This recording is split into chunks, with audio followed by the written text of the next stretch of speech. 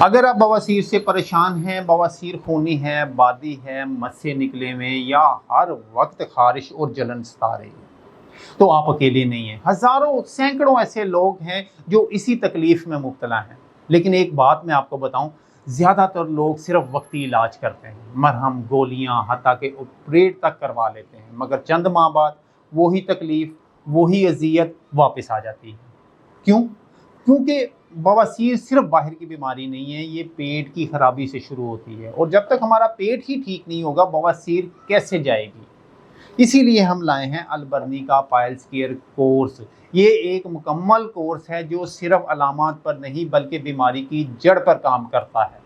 माशाल्लाह हज़ारों लोगों ने इसको यूज़ किया है, जिनमें वो लोग भी शामिल हैं जो ऑपरेट करवा चुके हुए थे और फिर दोबारा उसी तकलीफ़ में मुब्तला हो रहे थे। इस बार उन्होंने इस्तेमाल किया अलबरनी का पाइल्स केयर कोर्स और उन्हें सुकून मिला, वो भी वक्ती नहीं, मुस्तकिल। इस कोर्स से 3 से 4 दिन में आपको फ़र्क महसूस होना शुरू हो जाएगा। बवासीर आपकी खूनी है, बादी है, उसका मुकम्मल इलाज होगा। पेट का निज़ाम बेहतर होगा, वो भी बिना किसी साइड इफ़ेक्ट के।